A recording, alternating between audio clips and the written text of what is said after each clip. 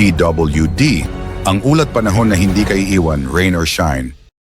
Magandang araw Pilipinas, narito na ang ating fresh weather update ngayong araw mula sa Pag-asa. Ngayong linggo, Nobyembre 30, 2025, muling naglabas ng update ang Pag-asa kaugnay ng umiiral na shear line at northeast monsoon, pati na rin ang monitoring nila sa Tropical Storm Koto na nasa labas pa rin ng Philippine Area of Responsibility. Ayon sa Pag-asa, patuloy na naaapektuhan ng shear line ang silangang bahagi ng Northern Luzon habang ang northeast monsoon o amihan ay umiiral naman sa extreme Northern Luzon. Kaya asahan pa rin ang malamig na simoy ng hangin at maulap na kalangitan sa ilang lugar sa hilagang bahagi ng bansa. Kasabay nito, minomonitor pa rin ang Tropical Storm Koto, dating si Verbena, na huling namataan kaninang alas 3 ng umaga sa layong 385 kilometro northwest ng Pag-asa Island sa Kalayaan, Palawan. May lakas ito ng hanging umaabot sa 85 kilometro bawat oras malapit sa gitna at bugso na hanggang 105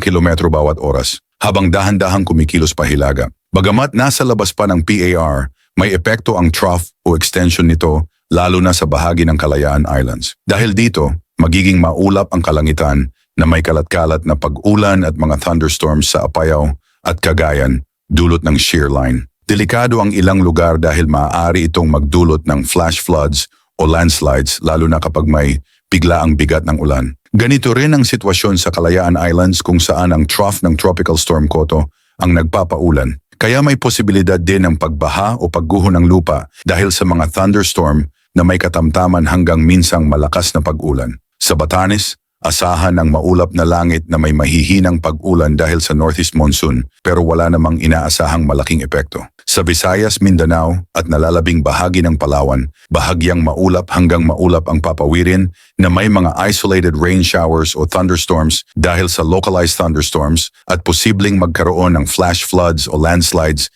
kapag lumakas ang bugso ng ulan. Ganito rin ang inaasahang kondisyon para sa Metro Manila at nalalabing bahagi ng Luzon na makararanas ng partly cloudy to cloudy skies dahil sa easterlies kasama ang mga posibleng panandaliang buhos. Sa wind at coastal conditions, magiging katamtaman hanggang malakas ang hangin sa Palawan mula southwest hanggang southeast, dahilan upang maging katamtaman hanggang maalon ang dagat na may taas na alon mula 1.5 hanggang 3.1 metro. Sa Northern Luzon, inaasahan ang moderate na hangin mula northeast hanggang east na may katamtamang pag-alon na abot sa 1.5 hanggang 2.5 metro. Sa nalalabing bahagi ng Luzon, magiging mahina hanggang katamtaman ang hangin mula northeast hanggang east, habang bahagyang maalon ang dagat na may taas na 0.6 hanggang 2.1 meters. Sa Visayas at Mindanao, mahina hanggang katamtaman din ang hangin mula northeast hanggang north at slight to moderate ang coastal waters na may taas na 0.6